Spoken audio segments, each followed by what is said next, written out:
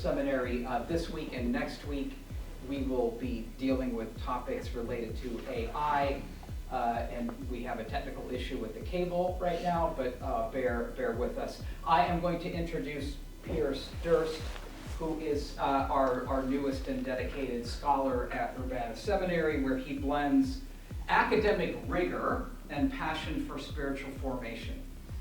With a deep commitment to theological education, Pearce encourages students to engage critically with Scripture while fostering a transformative environment for growth in faith. His teaching emphasizes both intellectual development and practical application, and he prepares students to serve with integrity and insight in various ministry contexts. Known for his thoughtful approach to theology, Pearce also enjoys hiking and spending time in nature, which he believes helps him connect with God's creation and provides a valuable perspective in his work. At UTS, he is deeply committed to both the personal and spiritual development of each student, nurturing both their intellectual and emotional growth. In case you're wondering, I think all of this is true, but this was also I know where you're going. by Yeah. ChatGPT. I know that's happening. By way of intro, so without any There's a spot here. further delay, let me invite Pearce Durst to speak on his own behalf. So thank you. Thank you. I knew that was happening.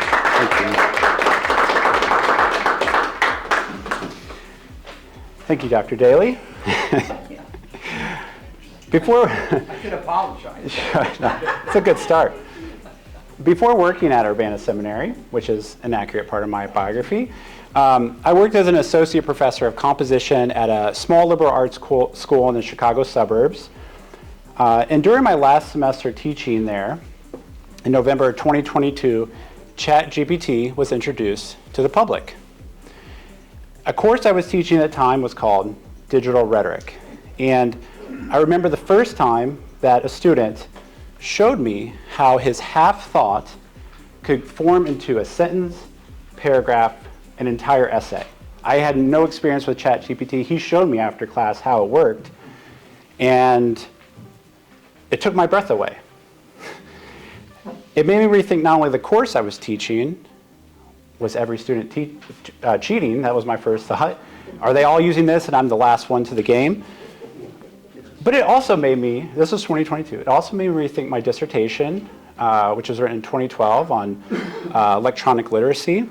It made me rethink my various publications on writing pedagogy, my experience directing a writing center and running a writing program. It all flashed before my eyes. It had changed suddenly. So with that background in mind, currently, this talk has grown out of more recent experiences at Urbana Seminary.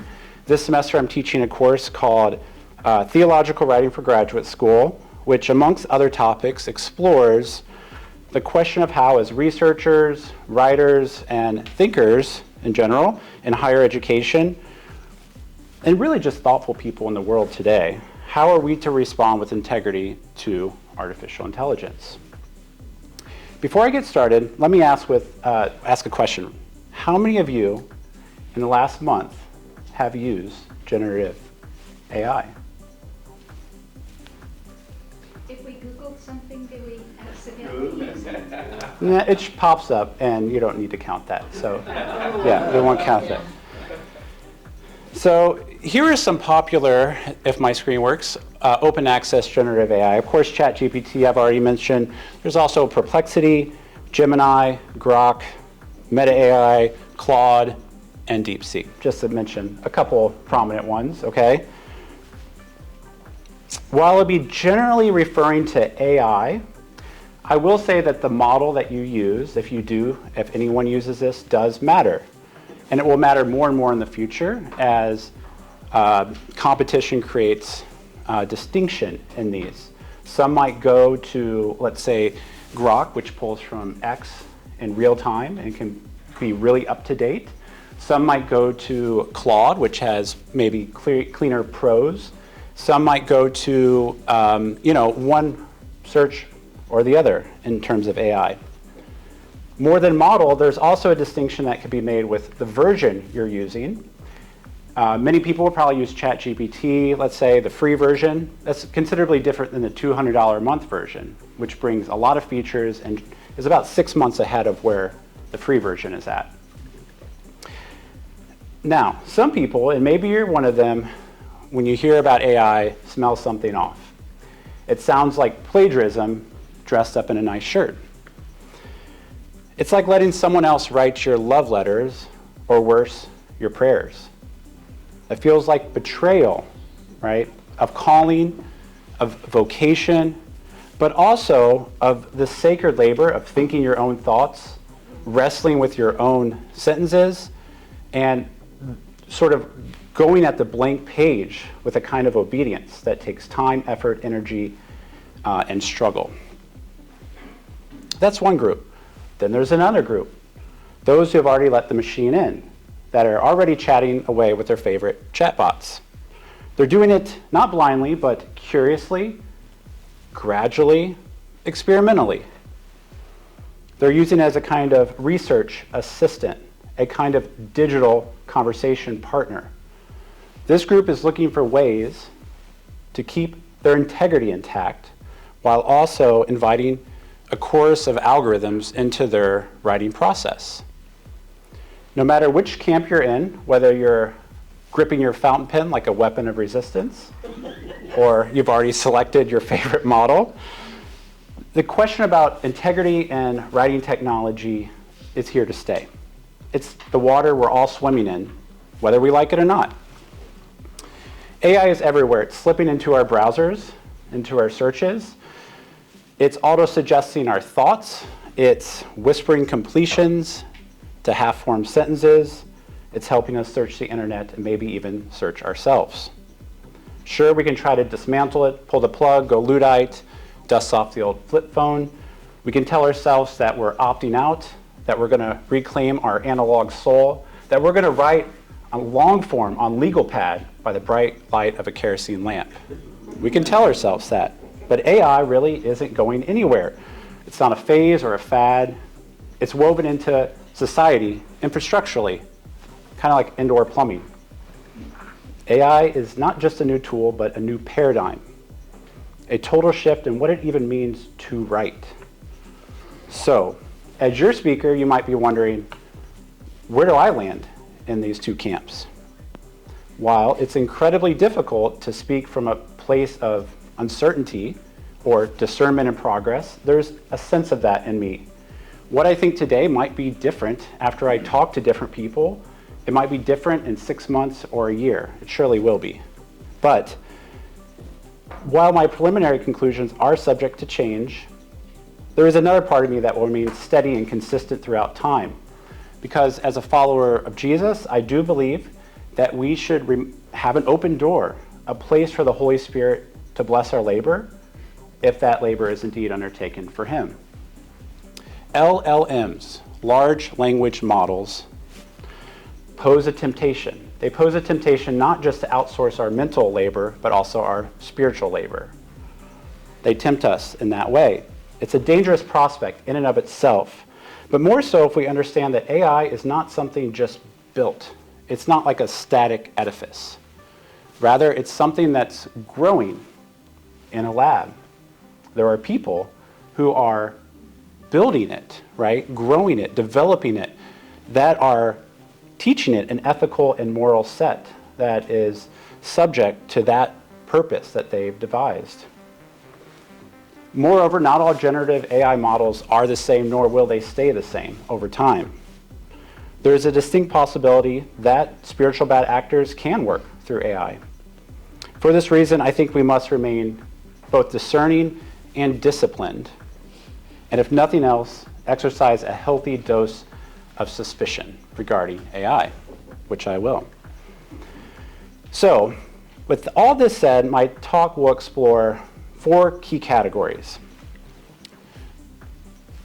The first is experience. And I should say that these key categories are things that I see that AI cannot replace, nor will it replace. And moreover, these things will become more important in the days, weeks, months, and years to come. So our experience, our personal, subjective biographies, the encounters we've had in our life, those cannot be replaced by AI, nor can our expertise. Human experts provide something more valuable than AI can offer. In addition, our evaluation, how we determine and discern what's good and bad, what sounds right here or wrong there, those that matters of taste are irreplaceable. And finally, our engagement with the writing process, which is really the heart of it all. That's where I'll end. But before getting to these 4 specific categories, I'm going to take 2 steps back in time. The first step is perhaps related to my least controversial point, and that is that writing has always been about technology. This idea is expressed nicely in a 1976 lecture by a classicist by the name of Eric Havelock. Let me quote what Havelock speaks at this lecture. He says that the history of writing and the written word is often treated simplistically, as though the term writing identified a single invention. In fact, the term writing describes a series of technological devices which, regardless of the varying instruments and materials used to write on, have been historically distinguishable by their widely varying capacity to perform their basic function, namely, to assist the user in an act of recognition. So I'm going to unpack these 2 highlighted quotes here. So writing describes a series of technological devices. Simply stated, writing technologies have evolved over time. The movement from pictographs to the Greek alphabet, to the printing press, to typewriters, and to digital text are all part of a technological sequence that have developed through time. Writing is not a single invention, and with each new writing technology, there are accompanying social and cultural changes that relate to how we remember, how we communicate, and even potentially how we think. The second highlighted sentence gets at this idea in a somewhat distinct way. Writing tools assist the user in an act of recognition. Keyword, that writing technologies are invented to assist us.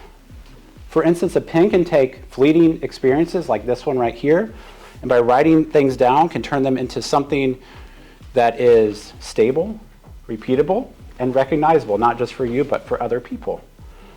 But whereas the alphabet externalizes speech and the printing press externalizes memory, there's a turning point, I think, with AI. AI does more than store or reproduce language. Rather, LLMs recognize patterns, possibilities, and meanings across vast fields of data and text that a single person cannot. AI interprets, predicts, and completes meaning in ways that once fell to the single human author. While this distinction makes AI unique in the history of writing technologies, on the one hand, AI is also a continuation of the way things have always been, in a sense. AI continues a long story of writing technologies. Like those before it, there's always a sense of fear and uncertainty in the social transformation that is induced through that introduction. We might consider how AI is comparable to the printing press. An actual picture of Gutenberg taken here, right? AI generated, just joking, okay. Both were not merely technological innovations. They were technological accelerations. And they provide a technological leap forward, both AI and the printing press. With that comes this kind of psychological disorientation. It can take our breath away. In short, both technologies are disruptive. They bring about a social shift, destabilizing existing structures of power and privilege, reorienting and reprioritizing certain interests over others. I've personally known people that have lost their writing job to AI, and there will certainly be many more. Beyond just writing, there's a whole workforce. Labor is transformed in light of this technology. But even before the printing press, and indeed every time there is a massive technological leap forward, Intelligent people are often skeptical, suspicious about the personal and social transformations that are being brought about. So this is my first step back. The Eric Havelock and the printing press here are two kind of a step back, but I'm going to take a second step further back in time, 2,500 years back to Plato, and a text that Plato wrote about Socrates in dialogue with an individual named Phaedrus. The text is called Phaedrus. In it, Socrates is telling Phaedrus a mythical story. In this mythology, Thuth, who's an Egyptian god, according to legend, invented the art of writing. In this excerpt I'll look at, Thuth presents writing for the first time to King Thamus, the ruler of Egypt, claiming that his discovery will benefit humanity in two distinct ways. Let me read this. Hopefully this will not cut out for us. Thuth begins, "This branch of learning, writing, O king, will make the Egyptians wiser and give them better memories. For I have discovered an elixir of both memory and wisdom." The king, Thamus, replied, "Oh, most ingenious Thuth, one man is capable to invent these skills, but a different person is capable of judging their benefit or harm to those who will use them. And you, as the father of writing, on account of your positive attitude, are now saying that it does the opposite of what it is able to do. Writing will engender forgetfulness in the souls of those who learn it. They will not make any use of memory. Because of their faith in writing, they will be reminded externally by unfamiliar words, and not from within themselves by means of themselves. So you have discovered an elixir not of memory, but of reminding. You will provide the students with a semblance of wisdom, not true wisdom. For having heard a great deal without any teaching, they will seem to be externally knowledgeable, when for the most part, they're ignorant and are difficult people to be with because they have attained a seeming wisdom without being wise." So, Thuth claims that he has invented writing, or literacy, we might say. This is the advent of literacy at this time. And it will make this people wiser. It will make them improve their memory, ultimately. But King Thamus disagrees. He says writing will weaken memory and create a false appearance of wisdom. The reason people will rely on words written on parchment and not things they have memorized internally. And the Phaedrus, Thamus, this king, is really a stand-in for Socrates, who's conveying this story. And Socrates is really a stand-in for every person who has anxiety about its newest medium. He favored orality over the written word. And the irony is that without this writing, we wouldn't have known about that anxiety, right? Nonetheless, this hesitancy is even more pronounced in our current age. Tonight, we are also negotiating the lines between tools that aid understanding and tools that replace it. Writing technologies can give the appearance of wisdom, but not true wisdom. That's what we're negotiating as well. So, with these two steps back, I hope they provide a sense of perspective on the issues at hand tonight. I'm going to bring us to the four areas that I outlined. These are four things, again, that AI, I think, cannot replace now or in the future, and that will be more important for us to cultivate. So first, experience. I believe simply that AI cannot replace our own unique human experience. My claim is that people want their writing from humans and not AI because we value people and their stories. Let's reflect on what we can offer that AI cannot. If your writing can kindle a human-to-human connection, if you can make people feel less alone as they read, if you can allow them to empathize with your thoughts, feelings, with your logic even, then you're offering something that the machine cannot. AI sees what everyone else sees, but it cannot see what you see. It can't see what I see. Your own experiences have allowed you to see and to feel and to understand things in a particular way that I don't think anyone else can. Your own subjectivity, your own experiences, your own biography, your story will become increasingly important. Let me illustrate a little bit of how my thought process works here. Let's say that I decided to write a memoir about my experiences growing up in a Catholic church and school. I can't tell you all the doctrines of the Catholic Church, but I could tell you about what it meant to go to this Catholic school and church 3 times a week, sit in the pews, what it felt like to be confirmed, my first time sitting in confession with a priest in a confession booth, what that encounter was like, and my lived real experience, what that felt like.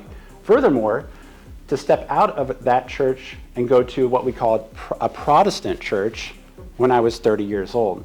In Urbana, Illinois, I went to this church that I said, in my mind, and maybe to others, that it felt like it had movie theater seats.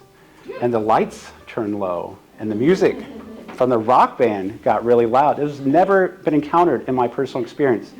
It felt, I could explain that.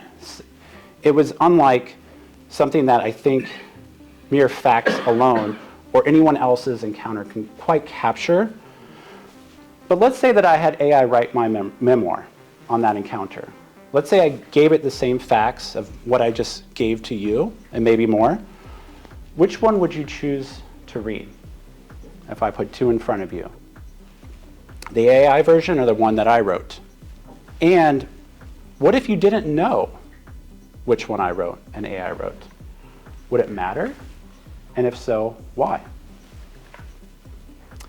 I don't think it's inaccurate to assume that most of us would prefer the human written memoir if that was disclosed to us.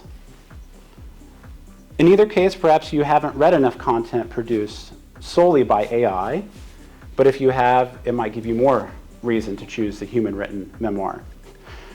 LLMs can produce what is sometimes termed AI slop. It's a technical term here. It is used a lot. AI slop refers to when people use AI to produce, mass-produce content, text, images, videos, the like, without looking at it, identifying whether it's accurate or even coherent.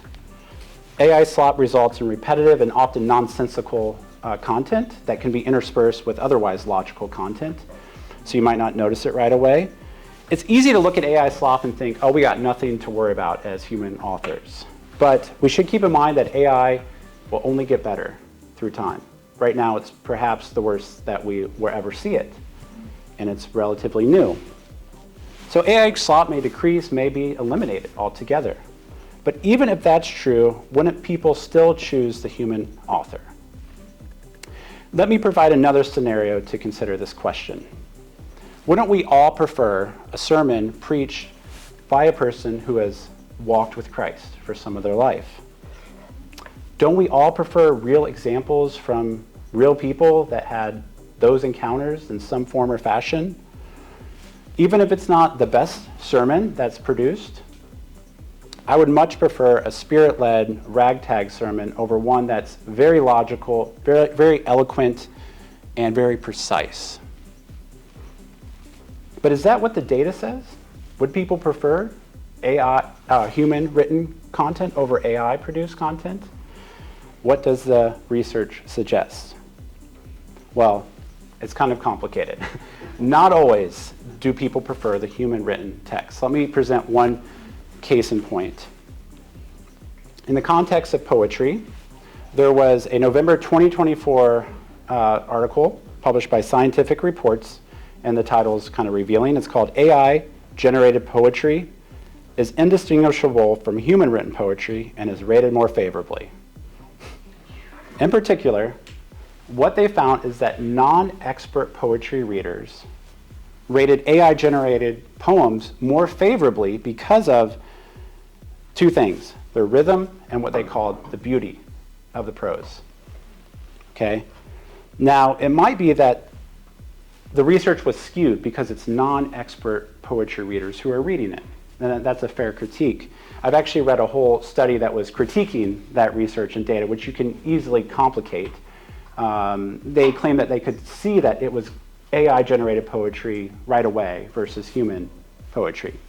There's other things that complicate it, but this research is suggestive, even if it's very inconclusive. For instance, this and several other studies have shown a pro-human attribution bias, which is a way of saying that evaluators rated passages that were said to be by humans more favorably than passages that were said to be by AI. If you say this is written by a human, this is written by AI, people will just tend to rate the human one higher because they have that bias. Prejudice. The reason is simply that we might just find humans more trustworthy, especially when it produces content like this at the moment. But there are other studies that show when people are not told who wrote the content, they tend to prefer the AI-generated text or even the AI-human hybrid text. In the end, this research is still in the preliminary stages. It's very inconclusive. It's hard, though, to generalize at this stage. But there are three things in particular I think we have to keep in mind as this research continues to come out. One is the genre, whether it's creative or analytical. I shared an example from poetry. If it's a memoir, if it's a research paper, those are very distinct genres with very distinct needs and expectations. The second thing is audience expertise matters, like I mentioned with the poetic illustration. The same is true if it's an experienced professor in their area of study looking at an essay versus someone who's maybe just a student, a freshman looking at this subject for the first time. And finally, this human attribution bias, whether the reader knows the source or not, will continue to be very influential in how we read and engage with the text. But as good as AI will get, and it will get very good, what I do know is that it will never be able to pull from my own unique experiences, the encounters in the world that I've had, and that you've had. It cannot know those things. If your writing has the sound of you and your thinking, then you're at an incredible advantage. The implication might be, like I said, that we need to learn to tell our stories better, recount our personal experiences, give people an insight into our own subjective encounters in the world. That might become more and more important in the age of AI, if I can use that with scare quotes. So I'll end this focus on experience with a challenge. What personal experiences have you had that, told in your own voice, are worth cultivating in light of this insight? So I'll move to my second point here, and that is E for expertise. My second claim is related to the first, and that is that people want their writing from human experts and not AI experts. And I do think AI is a type of expert. Kind of went back and forth on that, if it can call an expert or not, but I think that could work. I might say it this way, that human expertise is greater than AI expertise. And while it may never be perfect, just like humans, generative AI can provide us with lots of useful information. It can provide us background context about a topic we've never encountered. It can give us facts and information, and it can even start us down a path of deep research, which is a kind of search term you can use in ChatGPT. It does this by pulling on a lot of free open access texts, right? That's how it works. It scours those. It can even translate texts that aren't available to you in your language. But pretty much every time AI gives you anything, what is required? Information literacy. It's not one word, it's two words. Information literacy is always required with whatever it gives you. What that means is we have to verify the sources that it cites. We have to verify the claims, the facts that it's claiming are true. We have to recognize the bias that it has. We even have to think critically about how the algorithms shape the information that's given to us in the way that it was presented. AI does not eliminate the need for this kind of information literacy, but it amplifies the need to exercise this kind of outlook with what we're given. Let me give an example of what can happen if we hand over our human expertise to AI. It's a pretty well-known case. In 2023, a federal judge in a court in the United States sanctioned 2 attorneys a $5,000 fine after they filed a legal motion with cases that didn't exist.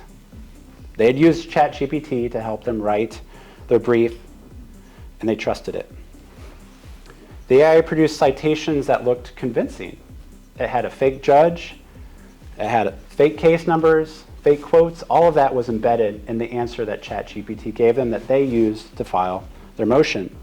So AI can invent reality, but when the court tried to verify the information in the cases, of course, nothing came up. The judge insightfully ruled that while using AI isn't wrong in and of itself, lawyers still have a gatekeeping responsibility to ensure accuracy. Just as you can't outsource expertise to an intern or a paralegal, you certainly should not outsource your expertise to AI. The legal cases that did not exist were hallucinated. I don't know if you've heard this term, hallucinations. Simply stated, AI hallucinations are information that's presented as factual with complete confidence and authority, but is false, fabricated. While most experts who are human say that hallucinations will disappear, essentially, in the near future, there will be less and less of these to the point where they won't happen anymore, we as humans still have to practice information literacy with the information that's given back to us. And this existed before AI, right? But this is more so true in this day and age. I don't know if you've ever had this experience, but I don't know if you've talked with a true expert in a field at some length and you ask them a question about their subject area. Someone who has spent their life absorbing the content, they have rich experiences going to conferences, presenting at conferences, reading tons of research, publishing tons of research, networking, connecting, stay not only up to date on that subject, but all the sort of tangents related to it. You can ask that kind of expert a question, and usually they can give you a very succinct and direct and meaningful answer to the question that you're asking very briefly in a way that AI it can't. I don't know how else to explain that, but it's been my experience in my research with AI.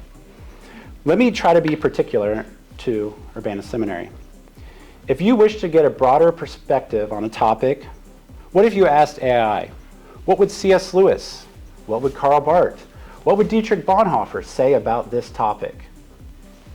Of course, I chose these examples because we have scholars that have worked with Barth, Lewis, and Bonhoeffer at some length. They'll be better than AI at answering particular questions, I think, that you have about those figures than AI can answer. They're better conversation partners. They're better at thinking through the question that you have. And why is that? And there's lots of answers we can give to that. But I think that human experts essentially are more valuable and better than AI experts because we're made in the image of God. We are endowed with creativity, moral agency, and spiritual capacity in a way that the machine is not. A simulation that bypasses the soul and the body, a cybernetics void of love and joy, a barren network, and yes, I'm starting a fight with AI right now, a tool with latent possibilities for good or evil cannot be anthropomorphized. This is the deeper reason why we should trust and prefer human experts over AI experts.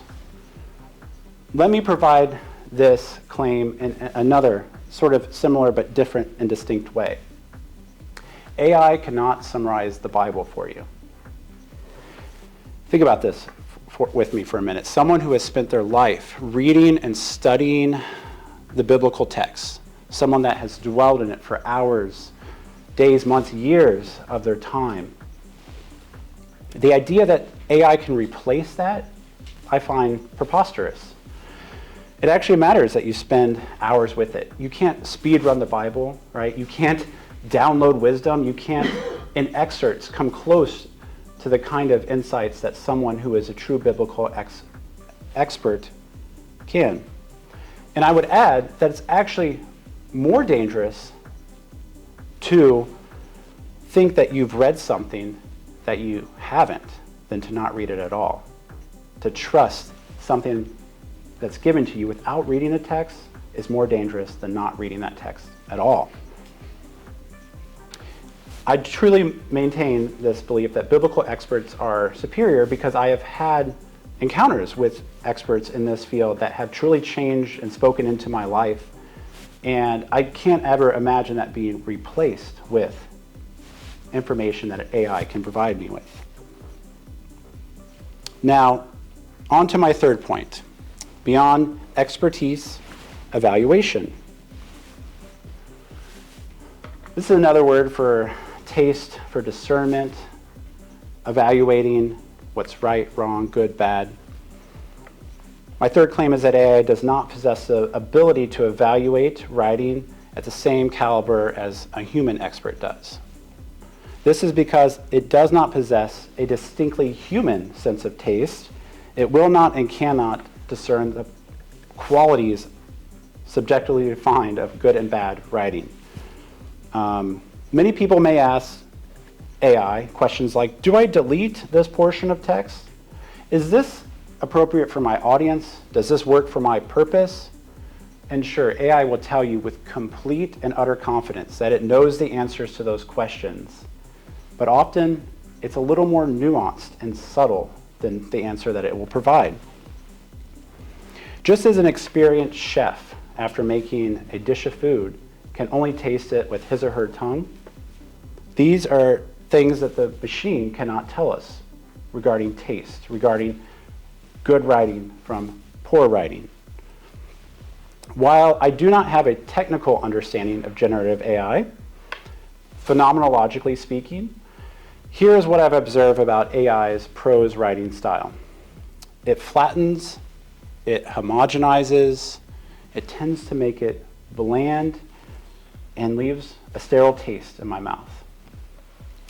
When it comes to matters of taste, the answer is often more subtle and textured than AI can get at. There are some objective markers of good writing. It's not completely subjective, that's not what I'm saying. But determining writing quality is somewhat personal and ultimately a matter of experience and expertise. For instance, last week I received a text message from someone, and I read this text and I thought to myself, I should ask, does this come from AI? Did AI write this? There was no dishonesty. They said, yes, in fact, this was written by AI. It wasn't fully clear from the text, but I could spot a fake. And I think most people can too.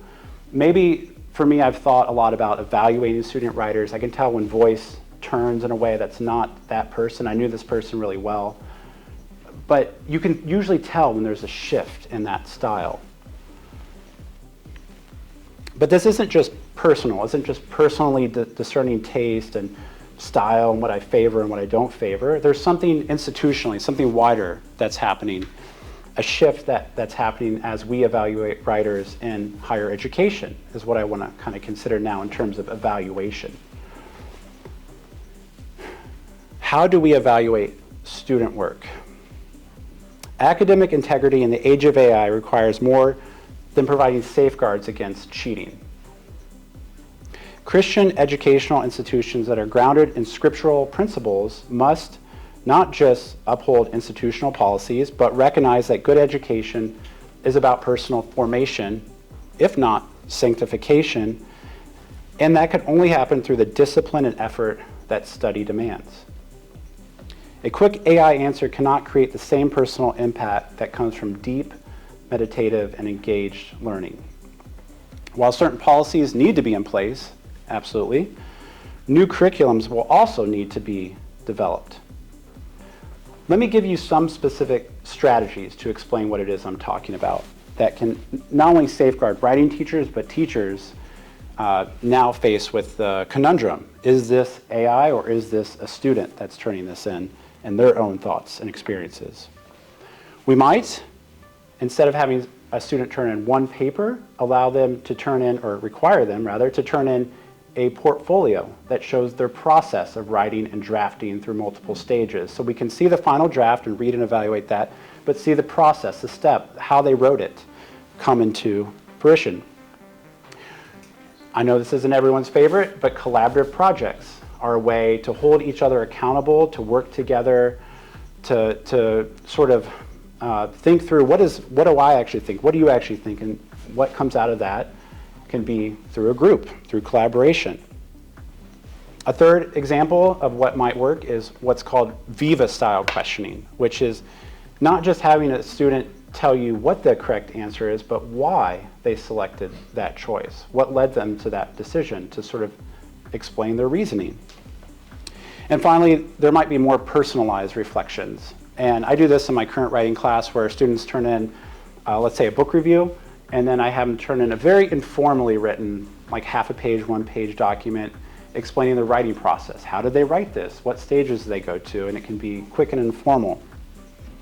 All of these strategies will help students to develop the critical faculties, not only to discern good and bad or right and wrong, but ultimately to bring out beauty through taste and discernment in their prose.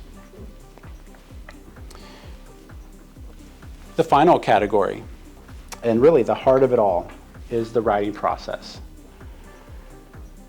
This is something to safeguard.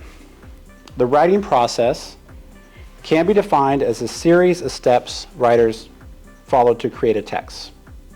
From planning to drafting to revising, editing, and ultimately submitting a product that might be published.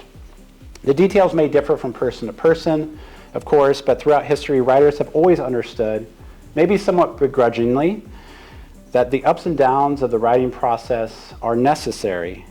They're not problems to avoid, but the means through which we grow. I would like to frame this section with a poem that hopefully will be in focus for us. Again, from an ancient time, 1976. Sorry, no, I'm just joking. It's written by Richard Wilbur, and it's called The Writer. And I love this poem because it paints a vivid picture of the writing process, the challenges, the woes, but also the glory in that process. This is the full poem. I'll read it. The Writer. In her room, at the prow of the house, where light breaks and the windows are tossed with linden, my daughter is writing a story. I pause in the stairwell, hearing from her shut door a commotion of typewriter keys.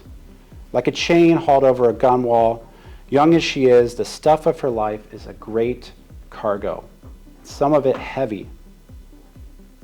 I wish her a lucky passage.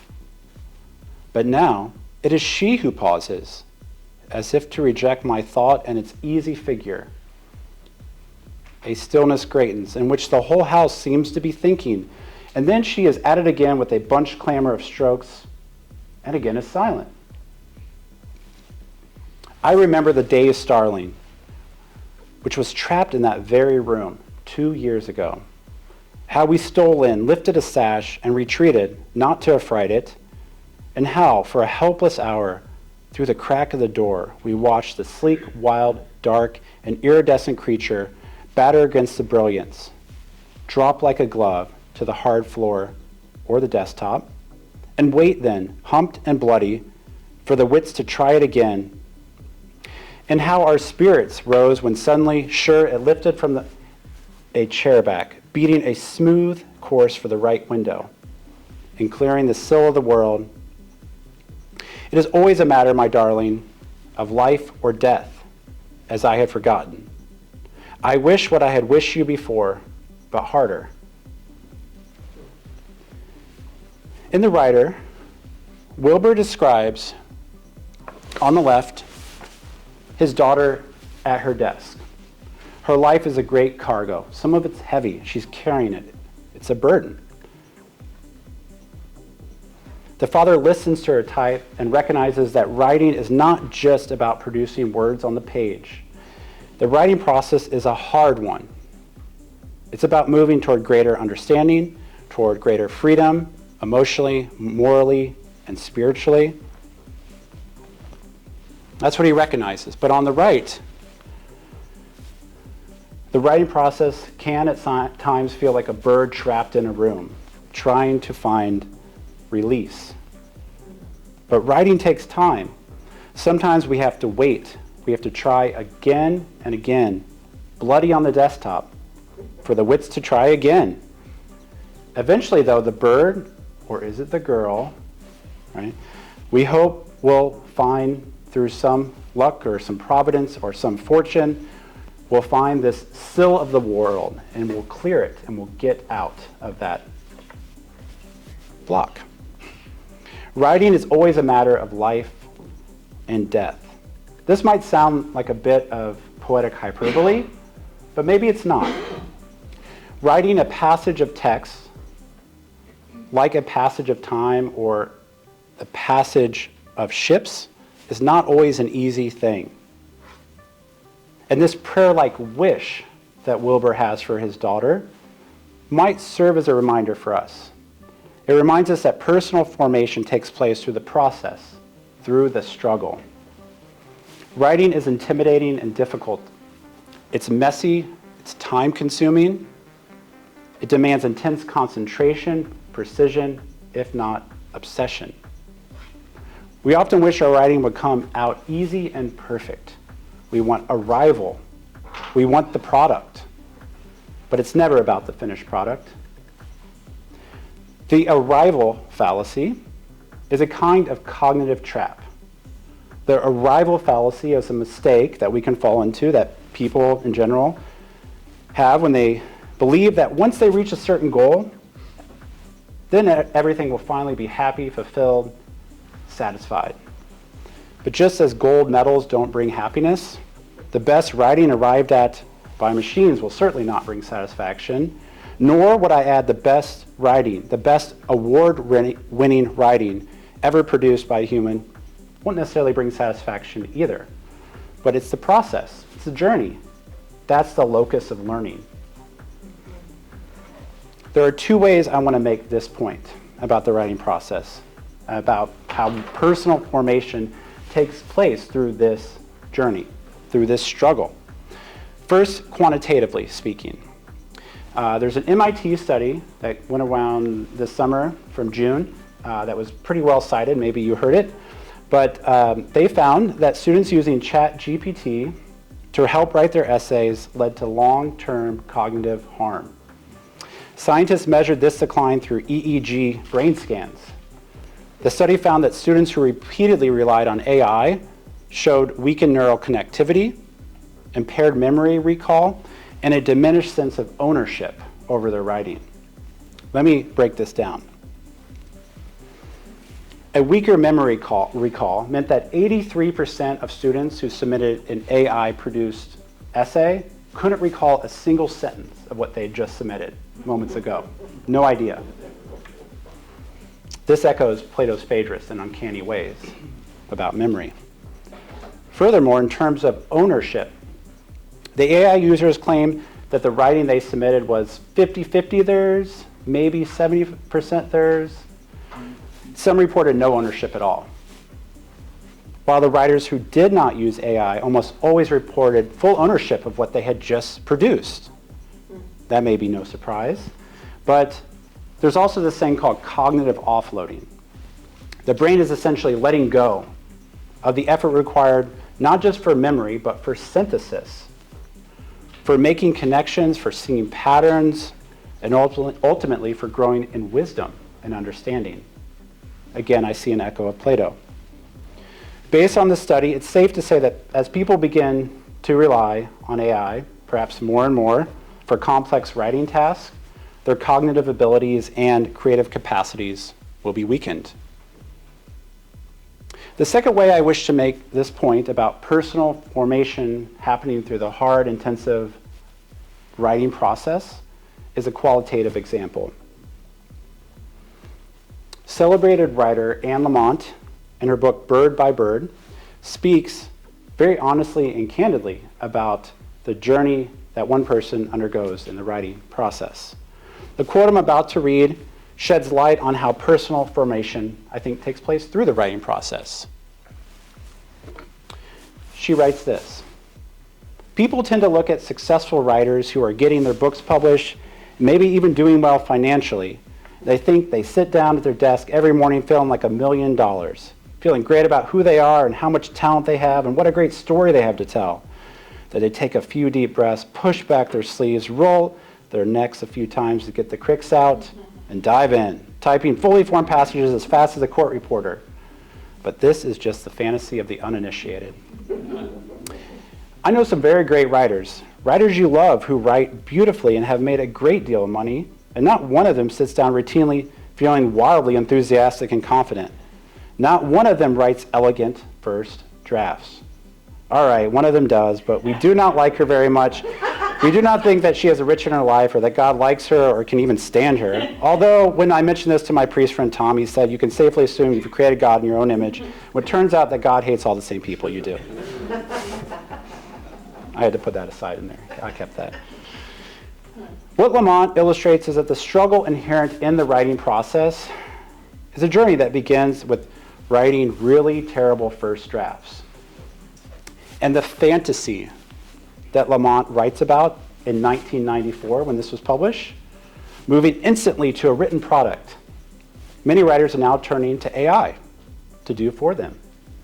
But in the end, it is the process, not the product, that forms the writer. I often think that the first stage of writing is saying something like, oh wait, I was wrong. Writing entails the struggle to find the right subject, a fitting topic, an original and workable thesis that you can revise as your research progresses. We labor over just the right word, just the right sentence, just the right phrasing of an idea. We are connoisseurs of the word.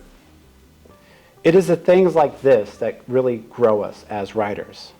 Failure, frustration, and revision, all of these are how instinct and experience develops.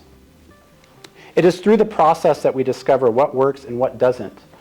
It's where we develop taste and discernment. It's a site where expertise grows. Process is everything.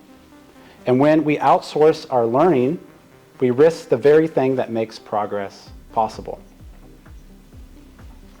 At this point, you might be thinking that I'm going to urge you to just shut off and deactivate all your AI. But that's not really what I'm building to as I near the end of my talk. While I wish to maintain that AI should be viewed suspiciously, it can assist us in the writing process. Practically speaking, let me offer a couple nuanced ways to integrate AI into the writing process. And we can talk about these as I open up for questions at the end. First, I think that AI can help us to brainstorm. Let's say, after some research and thought, you write down your initial idea and ask AI, what are 10 angles I have not considered? And see what it says. And respond to those different angles. Number 2, AI can assist with organization. If the words are your own, that's an important caveat, if the words are your own, you can ask AI to give you an outline, maybe a list of your main ideas, maybe even an abstract of what you've written. It can reframe your own words and ideas in a way that could be helpful to take a step back and hear from another angle. AI might even help strengthen a thesis. After you've done the preliminary research and formulated a claim, ask AI to formulate the absolute best objection to your thesis. And then ask it to provide citations that you can go and read. It will do that. That's right. You have to double check those. You'll figure that out if you go look. Fourth, AI can help provide clarity. If we ask AI what sentences might be unclear to readers, it might give you a sense of where you need to do some work. It may not be as good as an expert reader, it certainly isn't, but it can be helpful. 5, it can identify logical fallacies in our writing. I used to, in composition courses, require students to go to this website where it listed all the logical fallacies and say, learn these, memorize these, study these, and then see if you have any of them in your writing. I don't know how many students actually did that, short of being assigned that, but now you can put your writing into AI and say, spot the logical fallacies, and it's pretty accurate. Number 6, it can audit your research needs. For instance, you can ask AI to list every factual claim in a paragraph that you have written that requires a source. And it will tell you where you might need more sources in your own writing. This is good for academic writing, obviously. Again, it's not the same quality as a professional editor, which what editors will do before it goes to publication will identify spots where you need additional research. But it can help you along that way, and it's free. Finally, it can help you with grammar and syntax. Programs like Grammarly are already integrating AI, and many students use AI, and if they do, they'll be asked to cite that. And that's something that's possible with engaging AI like this. As long as there's transparency, this is how I used it, there's citation of that, acknowledgement of that. It's really up to the professor's discretion about what they want to include or not, depending on their subject matter and many other factors. As long as we remain the pilot and shaper of that content as writers, AI can be a helpful tool. I'm using metaphors like assistant or conversation partner. I think it can work in those ways. If we always double check or fact check or practice information literacy, it can break us out of writer's block. As long as it's not a substitute for your own time, it can complement our learning.